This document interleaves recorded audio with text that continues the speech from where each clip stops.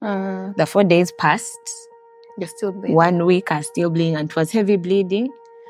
2nd week began and ended, and I was still bleeding. So I had never bled like that, even after childbirth. Yeah, many things came for me. Like I told you, this was a VBAC, so I was attacked in all directions. You know, you should have done this. You should have done this. You are irresponsible. You are all that. But I knew from other people. Yes, from other people, other health workers, other friends, you know, and all that. There were so many attacks that it was my fault. It was you caused this, yeah. But the fact that we were working together and always listen to the mom. Even during the pregnancy, as mothers, we always know there's something. There's an instinct. Yes.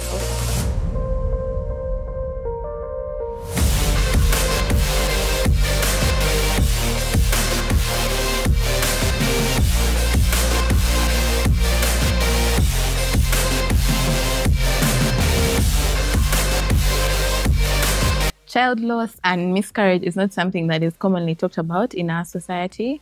And yet so many moms and so many women have gone through that. Many couples have gone through that.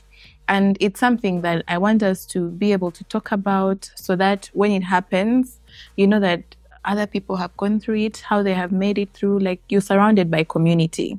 So that's the conversation we're going to have today. Let's get into it. I'm hosting my friend, Cynthia. She's going to introduce herself and then, we'll get into it. Welcome, Cynthia. Thank you, Daisy. Thank you for this awesome opportunity. My name is Cynthia Ndikuno Kutesa. I am married to one husband. He's called Dr. Job Kutesa. We have 4 children, 3 boys and 1 girl, and then there's also one on the way. What else? I am a homeschooling mom. Yeah. And I'm also a nurse midwife. I'm also a biostatistician. I am a jack of all trades. I do so many things. Yeah. Yes. My baby's my firstborn. He's 7. He's turning 7 in October. My secondborn turned 5. So he's currently 5. Then my thirdborn is a girl. She just turned 2. Then the 4th is currently in heaven. Yes, and then we await the 5th. Yeah. So my first, I got pregnant, excitement and everything, and then came to the delivery. And when I got to the hospital, it ended up having to be an emergency cesarean because he was not in a good position. Yeah, so he was not in the head down position. He was in the head down, but he was facing what we call sunny side up. He was facing forward. He has to see where mommy is going. He's supposed to be facing behind. Yes. So he was facing forward, but he also had the cord tightly wrapped. Yeah. So I dilated, full dilation, but he didn't descend. Yeah. Yes. So that had to be a cesarean. And then after that cesarean, I got pregnant about 11 months. That's when I conceived. Yes. We have almost a similar story. I conceived 11 months. Yes. I remember I was anyway, yeah. You were depending on breastfeeding. I was depending on breastfeeding. So once that cycle broke, immediately he showed up. So he was our surprise baby because we thought we were going to have one baby for a long time. Yeah, he comes in and immediately I went to God and asked him for a VBAC, which is a vaginal birth after cesarean. Yes. Yeah. So started on the journey of a VBAC and actually came through. So the second one, I was able to deliver him well. Then the third, after that, we decided to put a gap between the children. Yes. A very long gap until God came and spoke loudly. And then we conceived our third, the girl. Yes. So with the girl, still, there was a lot, that happened in there. And I had a repeat cesarean, which wasn't really necessary, but it happened. Yeah. So after the third one, I was still on a journey of understanding what had just happened, and I wasn't using any form of contraception or anything. From the get-go, you had never used any? I had between the second and the third. Yeah, the reason why they have a gap of 3 years. Yes. So we used an IUD between that time to just, because I thought I needed like 6 years. 6 years, nothing. Yeah. But God came and spoke and we conceived. So after that girl, I wasn't using any form of contraception. I was just living the good life. We were wondering now what next? Like, shall I conceive? Shall I not? But I was just there living. Yeah, just enjoying Jesus. Yeah. Enjoying Jesus, breastfeeding my child. And then when she was about 8 months, when she was about 7 months, I got my period back. Yes. So I got my first period and then waited for the next period to come when she was about 8 months. So that time I keep waiting. I'm wondering, it's not coming. It has delayed a bit. So I kept on testing like every 2 seconds until I got tired. I was thinking, why do I do pregnancy tests when I'm not pregnant? When I'm pregnant. Yes. So let me just let it be whatever it is. Let it be. So as I'm waiting for the period to come, I eventually get then what I thought was a period. Yeah. I started bleeding. So I started bleeding and I thought it was a period. So usually my period goes for about 4 days. The 4 days passed. You're still bleeding. 1 week I was still bleeding and it was heavy bleeding. 2nd week began and ended and I was still bleeding. So I had never bled like that even after childbirth. Yeah. So I raised it to my husband. I asked him, I need to go get checked out if it's anything. And, by then I was thinking maybe cancer, fibroid, something like, why am I bleeding this much? I didn't think it would be a pregnancy. No, he's a surgeon. He's a surgeon. Yes. Okay. He's a surgeon. So I was able to talk with a guy and he recommended I do a scan. So I go do the scan and as soon as the wand drops on my belly, there's a sac. Yeah, there was a sac. I was about 6 weeks pregnant. So I was thinking 6 weeks, but I've been bleeding for 2 weeks. There was a baby, but the baby had no heartbeat. Oh, no. Yeah, so they recommend, usually when there's no heartbeat, they recommend a period of 2 weeks. Then you come back to see if the pregnancy is still viable. So I go home, tell my husband there's a baby, but no heartbeat. And as soon as I said that, he told me, no, there's life. Just speak life, that baby is well. Wow. We just kept on speaking life, but now this is the 3rd week of bleeding and the bleeding was now heavier, cramping.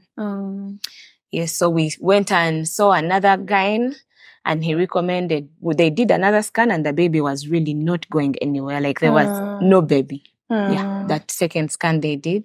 So the gyne recommended we do a procedure. It's called the D&C. Yeah. Yes, where they dilate and clean out. Yeah. So when they recommended that, still my husband said no. As the test says, we don't lose anything. So that baby is in there. Don't go for that procedure. Just come home. Yeah. So we entered into the 4th week of bleeding. Still bleeding. Then at the end of the 4th week, I remember we had been praying and declaring, but I think there's a power in testimony. So there's a testimony that I had landed on YouTube of a lady who said she had all the signs of a miscarriage and she even went to the toilet and literally saw the baby drop out. She looked into the toilet and said, that's not my baby. And she walked away and later on does a scan and the baby is actually there. Wow. Yeah. So when I listened to that, I was strengthened and I knew this week is going to end and baby will be there. So that's 4th week of bleeding, I went, we did the scan and the baby was there at 6 weeks and there was a heartbeat. It's like, oh my goodness, it had reset. Yeah. So that was the very first miracle we had with that baby. Very big miracle. And it taught me something because since I am in the health field. I am in the health field. So it taught me never to rush. Very many women come in with something like that and quickly they are rushed maybe to try and clear out or given drugs and what to encourage the miscarriage. But do not rush. Give the mother as much time as possible if they are not at risk, if they don't have any problems or what, yes. So that was a very big learning point for me. So the pregnancy proceeds. I'm still bleeding, but yeah, I am like, the baby is in there. I bled till first trimester ended. Oh my goodness, that's a long time. Yes. Were your iron levels okay? Because that's a lot of... It is a lot of time bleeding. I was doing my best to supplement and try to support. The good thing, I did not get into severe anemia, but yes, I did get anemic. So I was able to support it with supplements and diet and all that. Yes. So I enter into second trimester and the bleeding has stopped. And the baby is in there holding on for dear life. Yeah. Eventually, they discovered there was a very big bleed. It's called a subchorionic hematoma, where there's a bleed between the placenta and the uterine wall. So it literally, that bleed separates the placenta from the placenta. So that is also really it's also a threatening miscarriage.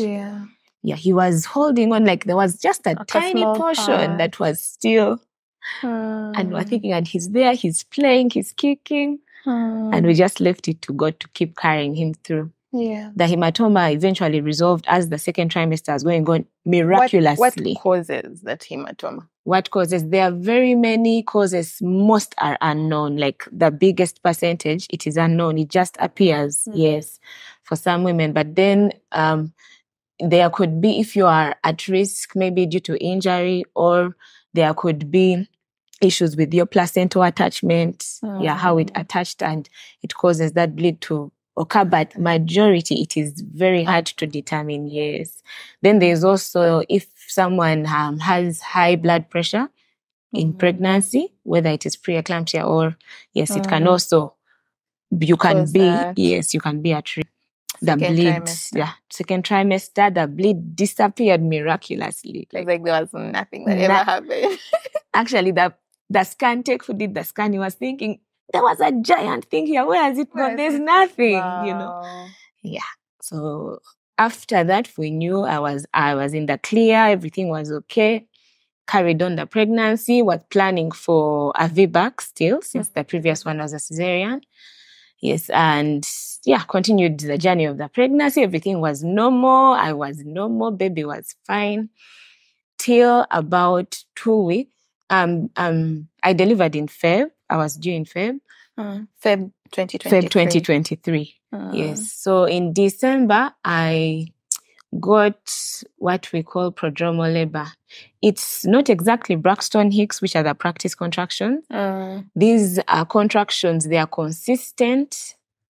They intensify. They don't increase in intensity, but they are intense. But it's just that they don't cause any cervical change. Yes. And they sometimes happen more for very many women. They happen and the woman immediately runs because the contraction pattern is consistent. Everything is, but it's usually just prodromal. Maybe the body is trying to correct the position of the baby. It's not optimal towards the delivery time. Okay. So I got that from December. Every single night I would contract. Oh my goodness. And I would wake up tired. Oh my goodness. Contracts. So by January, I was tired. I was like, I am so tired. If this baby can just come out and I carry him outside, that's okay. I will be happy. Yeah. So I go through Jan, waiting. I was like, counting down.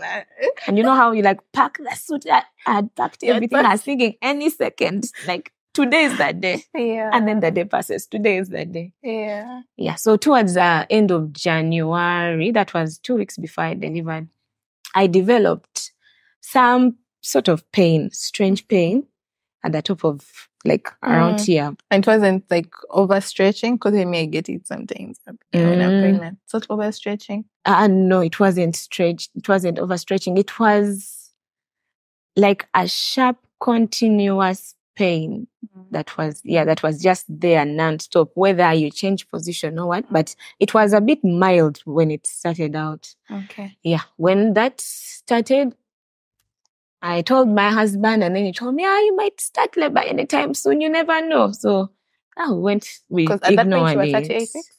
Yes. We thought I was 36 weeks at that point. But actually I was 38, yeah. Because when we delivered him, we saw the characteristics he had, and yeah, he was full term at 40 weeks. Yeah, so by then we thought I was 36 weeks, and I didn't want to deliver any babies before 38 weeks. Yeah.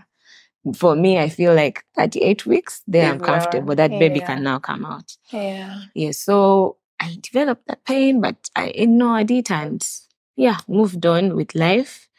The pain just kept on increasing little by little, but it wasn't so significant. And then eventually the place got hard. Yeah, it hardened. Just that area? Yes. Okay. It got hard, and I was wondering, has the baby turned? Is the head now up here? But I would palpate and feel for the head, and it's down. The head is still down. Then up here, what is this? And so in that, as the week was going on, still, it was not like it wasn't severe pain. It was pain that, as pregnant women, you get a straight here, pain there. So I was thinking maybe it's because it's my last days. Yeah. So I went through that first week. Then towards the end of that first week, I decided to go and get checked out. Yeah. Of course, everything was normal. My pressures were normal. Everything was okay. Then I did a scan, and the scan didn't show anything. The baby was still alive. Baby was there, heartbeat.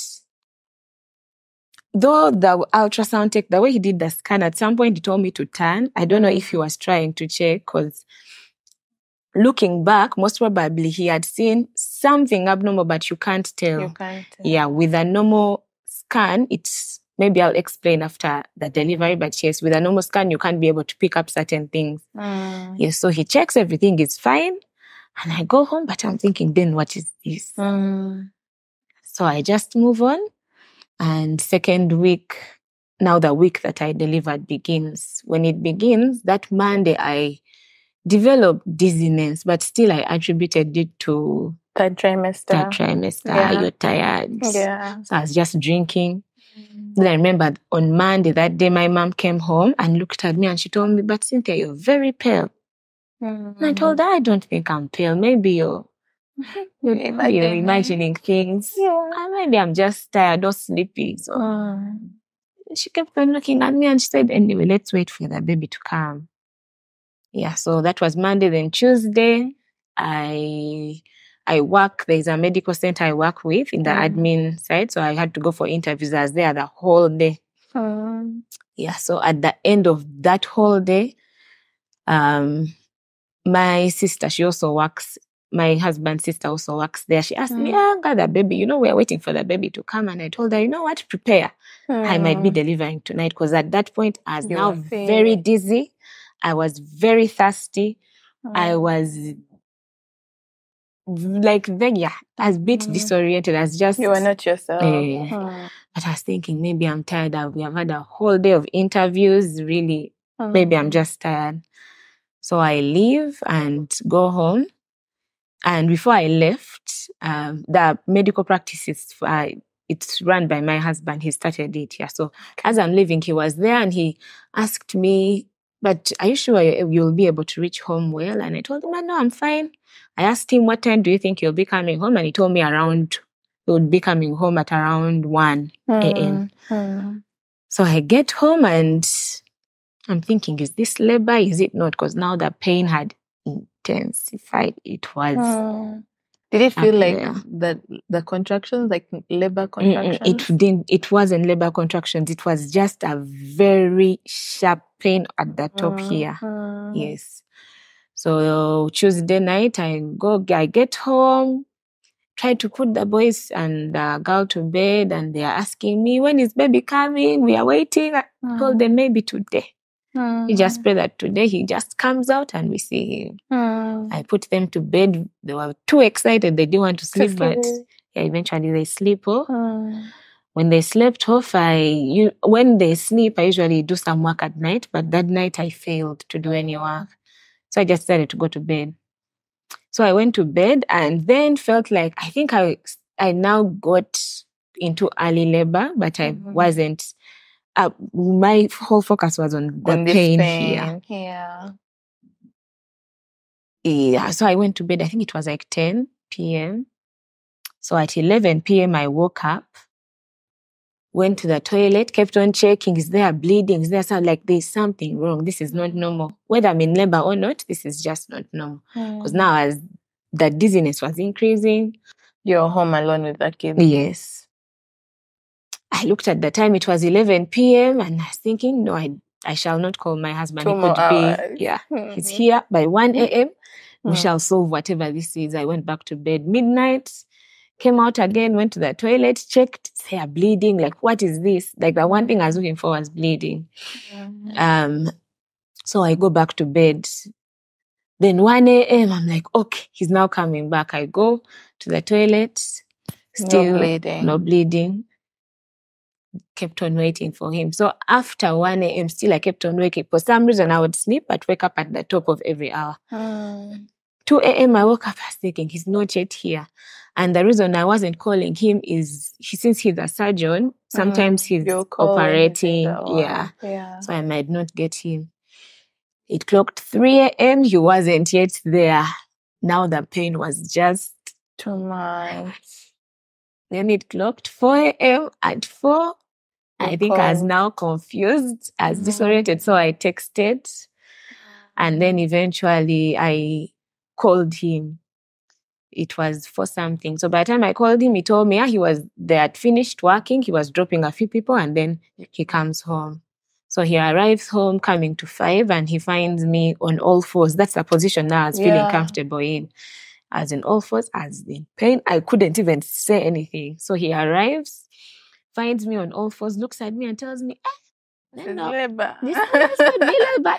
You better start timing your contractions. And since Bambi, he was also tired, he goes and he also falls down and sleeps. When he fell down, at that point, I think since I couldn't say anything, I was so angry. I was thinking, you phone me in this position. In pain. Can't you do something? Like anything. So I rolled off the bed. And as I'm rolling off the bed, I feel something drop. That's like 5 a.m. So I feel something drop. And then now I couldn't walk or what. So I crawled my way to the sitting room. I got to the sitting room and I needed to drink. I just wanted anything to drink. Yeah. Left the sitting room, went back to the toilet. I was thinking, okay, what is this for sure? Now I know I'm bleeding. Checked, no bleeding. And then... Was that drop like when the baby drops? You know, that point in labor when the baby drops? Yeah. No, it felt like something had detached. Like it felt like something was dropping. Yeah, that's the feeling I had. Like if you have something attached to something and you feel, yes. So when I felt that, the next thing I know I was seated in the toilet. Next thing I know, I'm getting a hot slap. Oh my God, you had blacked out. I had blacked out and I didn't know. My husband said he had me scream. Then he found me in the toilet, blacked out. So he slaps me to get me back. Now that slap was one of the slaps that kept me alive. I would have passed on as well.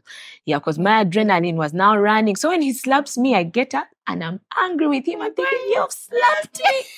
How do you slap a man in labor? Supposed to be comforting. Yeah, so I was so angry, but there are times I look back and I'm thinking, that slap saved me. And also that anger, because anger brings adrenaline. So your heart is heart is just going, like whether you're in what state or what, at least there's a way you kept alive. Yeah. So I'm angry. He carries me out of the bathroom, then tries to contact a guy. The guy was so busy, he couldn't come. So he sat there and called my family. Because he was really tired as well. He was tired. We were two. We are with the children. You can't just get up and go. Yeah. Actually, at some point, he had told my firstborn, they had woken up, all of them. He told him, you're going to stay here. Look after your siblings. We are going. Yeah, but each time he would tell me we are going, he sensed I had put up some wall and I had refused completely to go. Yes, all these are things that made sense after I delivered. So I refused to go to the hospital with him. He calls my family for backup.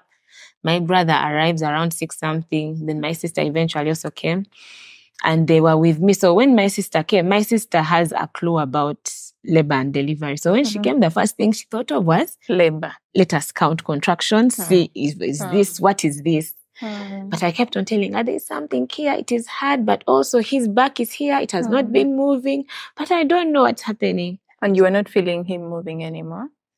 I don't remember exactly when he stopped moving, but he might have stopped around 5 a.m. That's when he passed on. Yes. Yeah, because after that is when I could feel like, you're feeling a heaviness. Yeah. Not feeling any sort of movement, but there was a heaviness. So my sister counts contractions. Then she tells me, Cynthia, you're in active labor. We need to go now. They were close together. Yeah. So as I'm standing up before we were to leave, that whole time I was laboring while lying down, like on the chair. I couldn't stand or sit. So I asked them, can I shower? So we stand up for me to go to the bathroom, and then I black out. I collapse. So they carried me, rushed me to the car. We rushed to Pelere. There's Nikao Medical Center practice. We arrive, and when we arrived, the first thing we did was a scan. But as they were doing the scan, I didn't want anything to touch your stomach. Yeah. All these are things I'll explain afterwards. So I didn't want anything to touch me. Like, don't look at me, don't. But the scan person came. He's trying to do a scan. I'm chasing him away because I'm in pain. It was not labor pain. It was because I've delivered 3 times. I've had contractions 3 times. This was not labor for me. So he does the scan and sees what is happening. Well, he sees there's no heartbeat. Then he tries to find out exactly what could have caused it. But by then I was just chasing him out. I asked him, haven't you found what you are looking for? What are you looking for? Get out. He gets out. He goes. I think he tells my husband that there's no heartbeat. Yeah. So now my husband, for him, on his side, he says at 5 a.m. when he had me screaming, he immediately disconnected from the baby.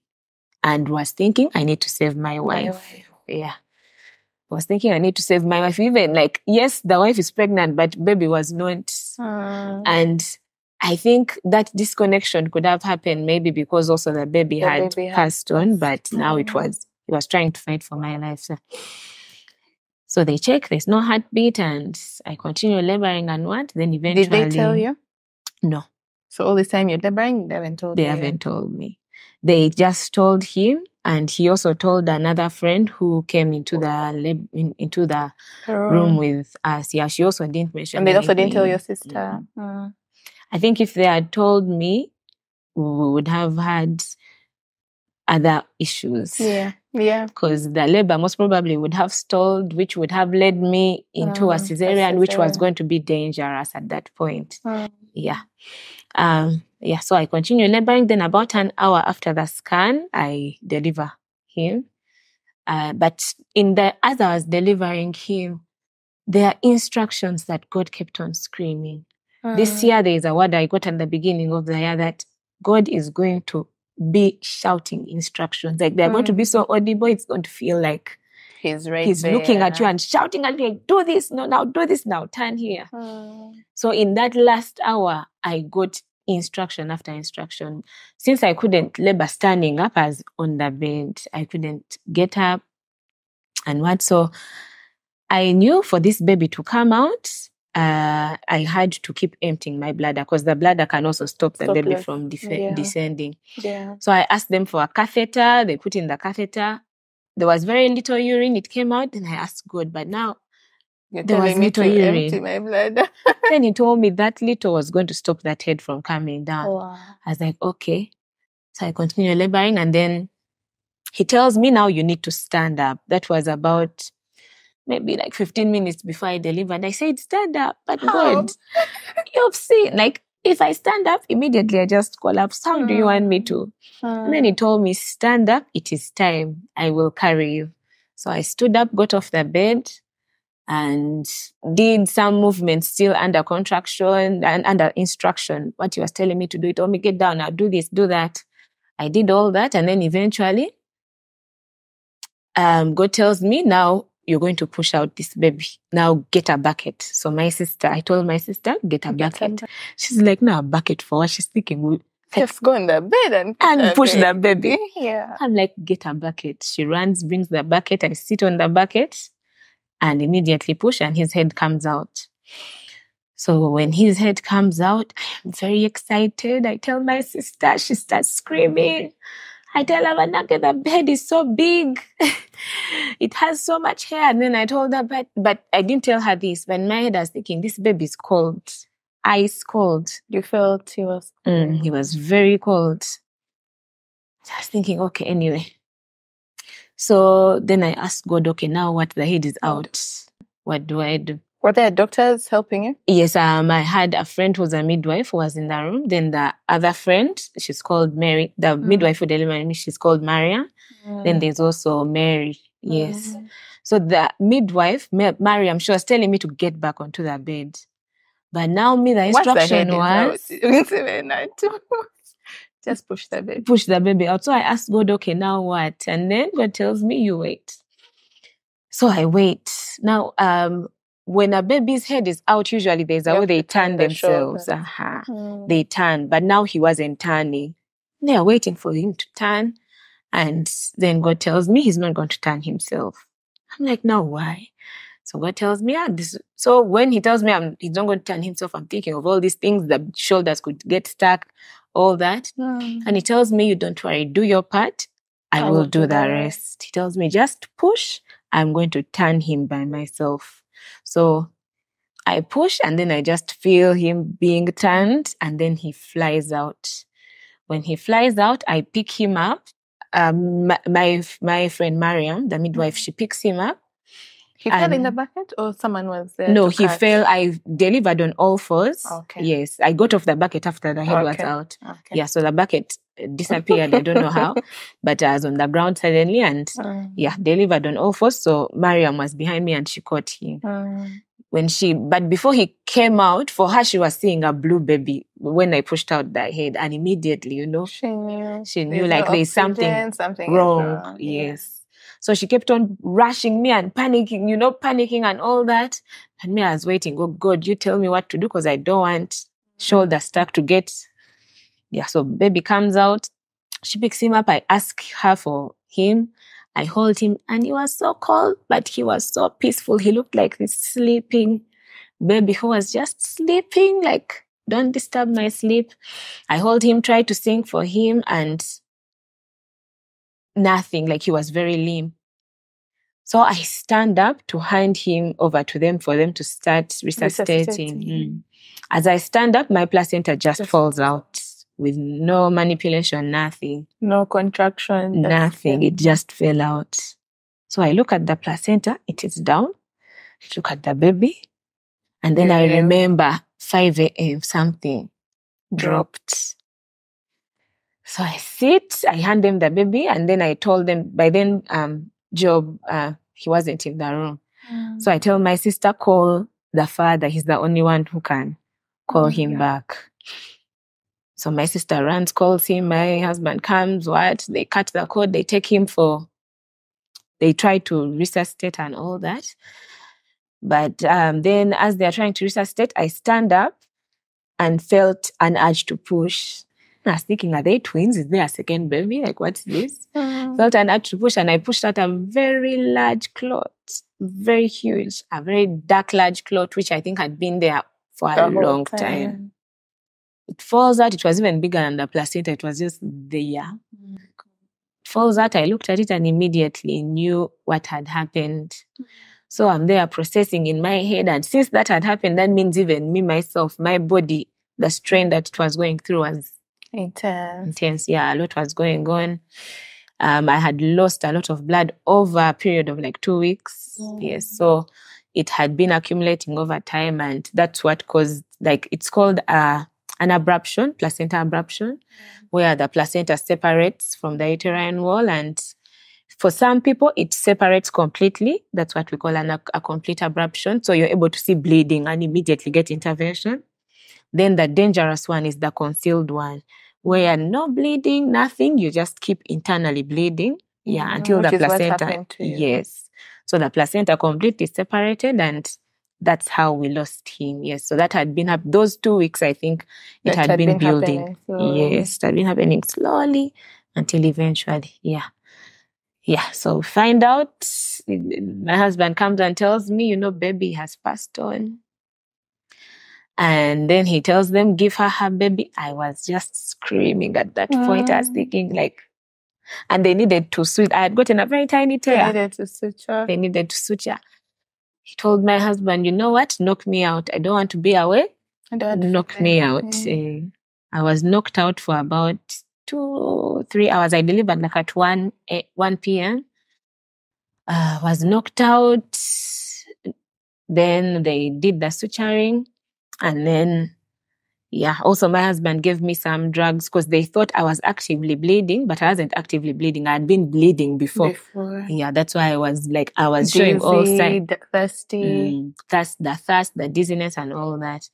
Yeah, so I wake up at 5. They take me back to the room and I asked them for my baby. They had not dressed him, he was just there. I asked them, but now you can't, I bought clothes for him. Yeah. Give me my baby. If you don't want to dress him and you fear me, give me my baby, I dress him. So my friend Mariam dresses him up very fast. They wrap him and they give him to me. And he was looking so peaceful, so calm. His name is Jeremiah. She was thinking, this baby is sleeping. Surely this baby is sleeping. This baby is going to wake up. Because about 2 weeks before that, still before I felt that the time the pain started, we had been at church and my pastor had called me out and said, that baby shall not die. That baby shall live. And he said that about 3 times. Then he prayed and then he said, it is well. So I remembered those words and I was thinking, this baby, you're sleeping, you're going to wake up. I was with him and of course, people were coming in, going out. Some people were completely not coming in. They didn't want to see me because they also didn't know how to process. Sometimes you fear to even see the person because you don't know what am I going to say to them. Yeah. So that was that. Yeah. I saw him. I held him. I looked him over, basically, and he looked like my second born. Yes, exactly. All the features. So it was just lovely to see him. Yeah. So as the day was coming to a close, they organized a burial for him, which they didn't involve me in. They knew if they involve me, I will. So they organized the whole burial for the next day. And then that very day, after I requested for my children to come and see him so that I can tell them in person and they also meet him. Yes. People at first refused because there's the whole ideology of you're going to traumatize them. Yes, going to traumatize them. These babies are the children are not supposed to see that baby. Even your own husband should not be looking at that baby. You yourself, you should not be carrying that baby. Why not? That's your baby. I chose not to listen to all that and I insisted I want those children here.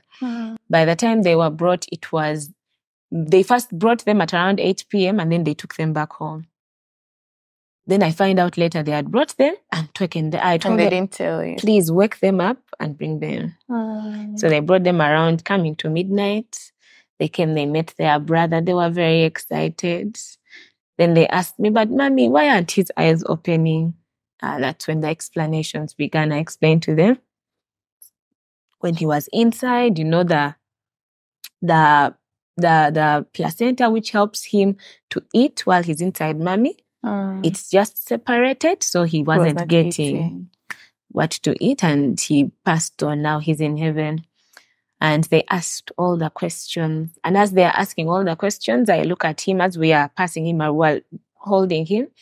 I looked at him and he smiled. I thought I had seen it in my head, So I see a smile. I'm like, this is nice. Are those involuntary I do not know what it was, but I think it came for the sake of my children. Because as I see him smile, my second looks at him and says, oh, Mommy, see, baby's smiling. I'm like, you can also see that the baby's smiling. They all looked at him smiling. And they got very excited. That's actually a memory they hold on to. Like, So they saw dearly. him smiling. They saw him smiling. They held him. My husband took so many pictures, so many. I am so grateful he actually did, yeah, because they're also able to still look back and remember all that, yes. Yeah, so they saw him, I explained everything, and they asked all the questions. At least for the start, they were able to have some closure that they did carry their brother. Yeah. So they were... How did you process? Because like in all this, I've not had where you process like a lot. Because carrying a pregnancy, you are so connected to that baby. So now, yeah. So the processing, at that point, my mindset was, this baby is going to wake up. Yeah. That was the day I delivered. I was like, this baby, they're going to, like, there's no way they cannot wake up. Yeah, so the next day, like I told you, they had organized for the burial, but they had not told me. So I woke up in the morning and I'm holding this baby. Baby's not breathing. Me, I need to breastfeed.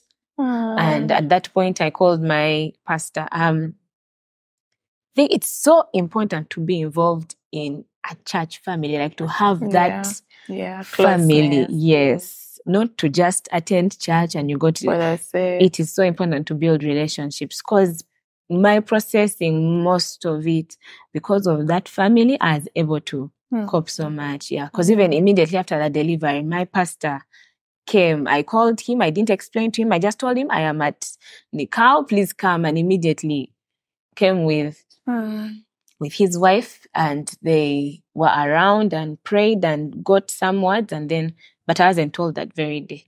So the next day I wake up, I'm wondering, okay, now what do? I need this baby to wake up. I called my pastor and asked him, what's the plan? Like, you told me this baby is going to live. This baby is not dead. He's not breathing. Like, what do I do? Do I need to take him somewhere? Do I need to? And immediately he got up. He's called Pastor Jackson. We call him Pastor J. Pastor J, he got up with his wife, Mrs. J, and they came immediately to the hospital and sat me down, and we had a discussion. And after a discussion, he told me this baby did not come without a purpose. He came with a purpose, and he has fulfilled it. And sometimes we might not understand. Yes, we are robbed. Yeah. Sometimes we are robbed and we don't understand in the moment, but he came and fulfilled his purpose. Now it's upon you to understand what purpose that was and carry it on. Yeah. So he told me, just let him go. He came, he did his purpose and fulfilled it. And now he's resting. He has just like, you'll see him again. Yeah. You'll see him again. And when they told me that, now that is when all reality sank in. I've just delivered and my baby is gone.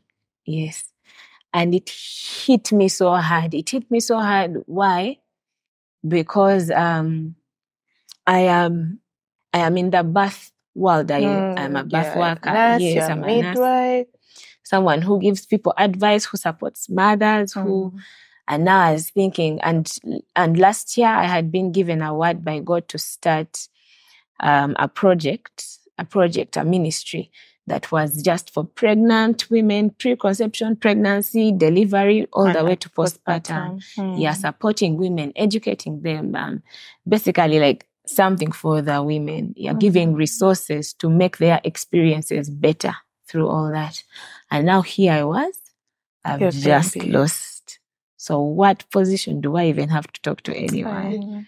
I was very extremely broken. I remember running home that morning, and I was thinking, now what next? Like, what is the point of living? I should also just die. Like, what am I doing here? Yeah. What am I doing here?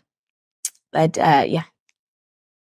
So after a lot of convincing, they took me to go for the burial. We went for the burial. I didn't know they had organized a whole huge thing.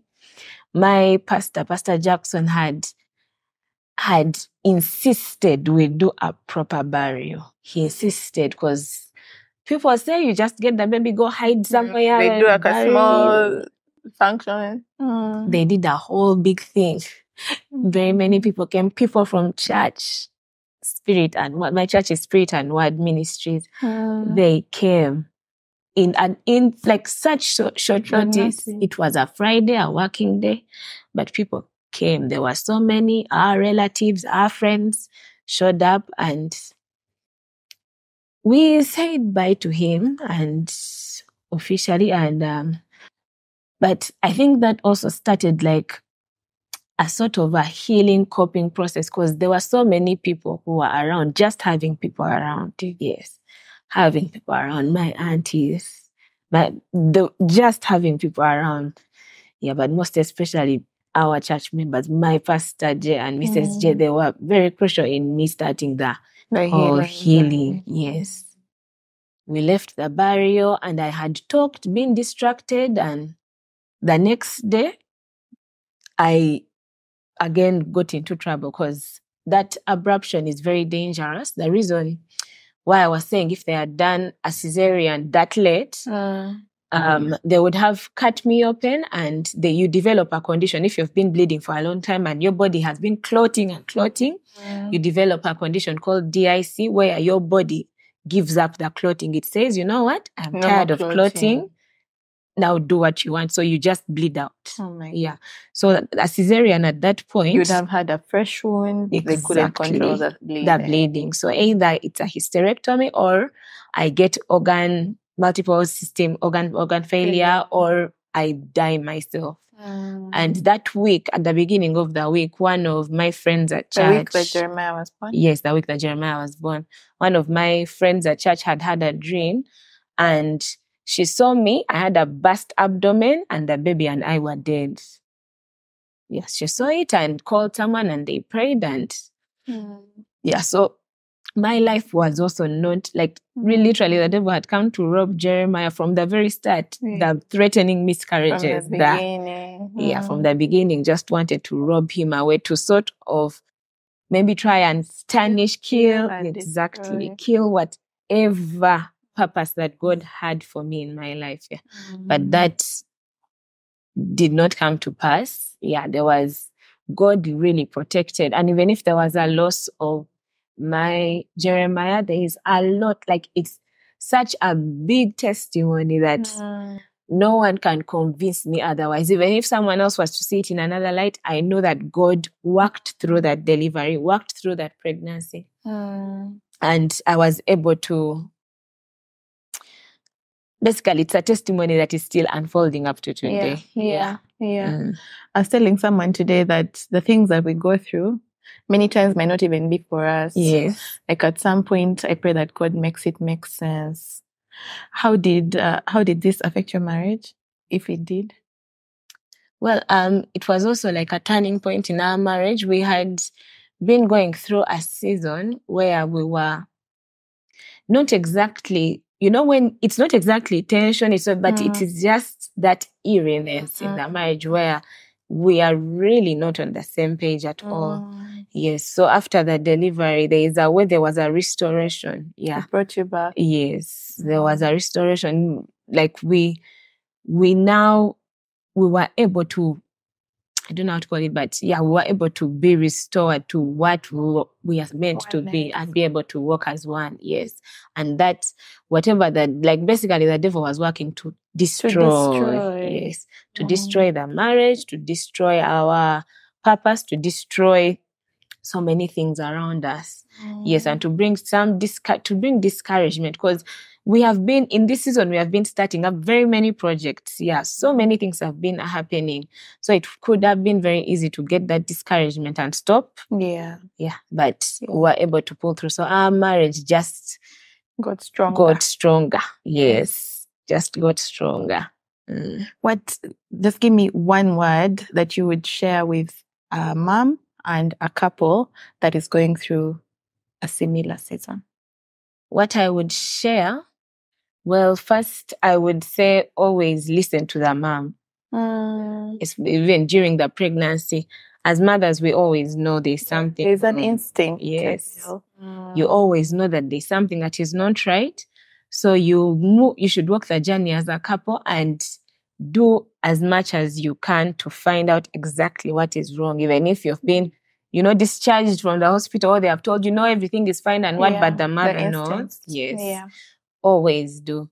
And then also, if you feel, if you do not be silent as a couple, like allow the mother to talk, and also the mother should allow the dad to talk. Like, talk about this. Don't shut it down and put it in a corner somewhere. Otherwise, it will come out as something else. So it's better you talk about process it together. Yes. Yeah. In the processing together, you're able to get answers together, and that will also be able to help you. If you have other children, you'll be able to also carry the children through. Yes. And in spite of any words or attacks, because very many things came for me. Like I told you, this was a VBAC. So I was attacked in all directions. You should have done this. You should have done this. You are irresponsible. You are all that. But I knew from other people. Yes, from other people, other health workers, other friends, and all that. There were so many attacks that it was my fault. It was you. You caused this. Yeah. Yeah. So like, it's important to work with your spouse, because you get that protection from people's opinions. Yes.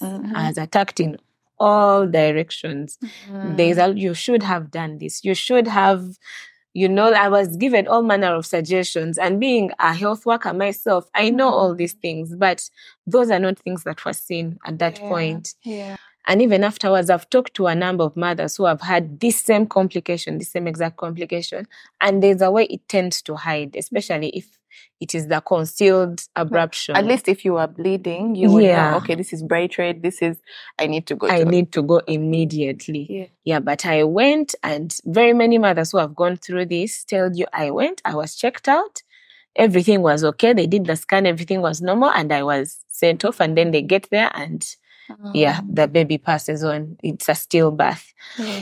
Yeah, but it is so important to cover, the husband should cover the wife, and also the wife cover the husband from whatever attacks and all that come, but also know that there's a community of people that you can be around, that you can talk to. I personally was immediately after that delivery, I have a number of people who reached out to me who had gone through either miscarriage or had gone through a stillbirth. Yes. And those people helped me because they knew. They understand exactly. They relate exactly. And there are some who actually reached out to come and comfort me and all that. And they came to talk to me and instead got encouraged. Yeah, so there's a way God has also used me to encourage people. And because now I know really being in that place, how to cope, how to move on, how people are silenced. The silencing is real. And yet when you're silent, you fight that battle in your mind. It's an internal battle and you're not healed. Yeah. But the more you speak about it, I was really able to have a community around you, people who you can just come and you talk. I remember after delivering, my brother was around. We really talked and we processed, because he was with me through the whole delivery and everything. So we would repeat the story from the beginning, what happened. So the more I spoke, the more I was sort of processing, and now I was getting answers over time, Yes, all these interventions. If I had known, there's I don't know if I'm going all over the place, but if for the placental abruption, specifically that concealed one, if you feel there's anything strange, one classic symptom is that pain, which I had been getting. So at the top of that tummy. Yes. So if you go to get checked out, request maybe let a biophysical scan be done. What that scan does, it checks for the blood flow. Okay. Yes. Is the blood flow through the placenta adequate, or is there an issue? It might not see the bleeding, but at least it will tell there's something wrong. Yeah. So if I had gotten that scan done earlier and found that, I would have packed my bag very well, presented myself, and tell them, please cut out this baby. But at that point, I didn't know that that's not information that was there. Yes. Yeah. And I can say that at least the number of the mothers I've talked to have gone through the same things. They do all the tests, everything is normal, and then suddenly your baby's gone. Was there a point where you blamed yourself, or Job blamed himself? I think that the blaming of us, it was for like a really brief period. Yes. After the delivery, I should say like up to like the weekend, because we buried on Friday and then we had Saturday and Sunday to sort of process and all that. So there was a bit of blame in there, like what better thing could we have done? What could we have done? But the more we asked the questions, the more answers we were getting. Yes, for example, the only thing that I blamed myself for was that morning at 5 when my husband phoned me blacked out and suggested we run to the hospital and do the cesarean. Should have I gone? Why did I stop him? But later on is when I get the answer. Yes, I could have died. Or it could have been a very bad outcome. Yeah. And by the time we were going to get to the hospital to get wheeled into theater, it was too late. The baby was still gone. Yeah. So yes, they would have done the Caesar, gotten the baby out, but the baby wasn't going to survive. And then my life was going to be put at risk. So when I got that answer, I settled. Yeah. I was like, it is well, but now it is time to help other women. Yes. Has that made you nervous? That going through that experience, has it made you nervous now with your 5th pregnancy? Well, yes. Conceiving after a loss. That is something that I try to prepare myself for. Yeah. When we were talking to God about conceiving, the one thing I got was just rest. Like rest.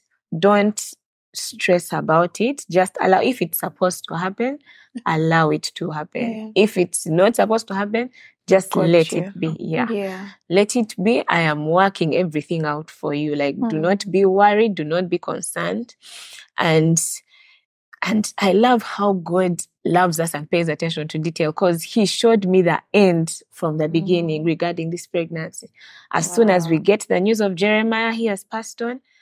I have a friend who had a dream just the day after, and she says she saw, there was a baby, and the baby was big and chubby, but it didn't seem like this baby we have lost. Yes, and then also my Pastor Jay's child, he has a daughter who is a teenager. She's now about 17, 18, also had a dream, and still same thing. So a chubby baby and all that, and the baby was alive and well, but it didn't seem like this one. It seemed like another. Yes. So when that came, when I was showed the end from the beginning, you had peace. I had peace. Yeah. So even the conception came and I tested, it was positive. I sat down, I first thought about it. And I think the first weeks, they are checking bleeding. What? Yeah. As I'm there panicking, checking bleeding, like I said, having a community around you. I have my friend, she's called Edith. She literally has been walking the journey with me, checking on me, doing all that. Yeah, but she gave me her testimony because she had also delivered after a loss. And she, just walking the journey with her, I have been at ease. Yeah. With my husband, just declaring and knowing that God has given us not a spirit of fear, but of power, love and a sound mind. Yeah. So a sound mind is so important. So just living and knowing God has got us. Yes. Thank you for sharing your story, Cynthia. Thank you for allowing me the opportunity to encourage so many people. And I pray that God carries this pregnancy to the end. You will carry a healthy, live baby. Amen, amen.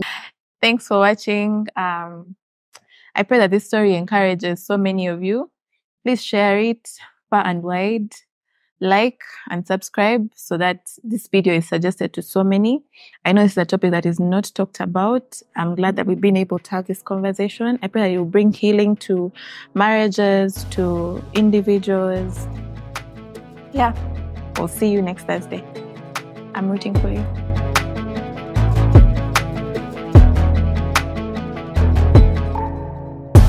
So I'm hosting.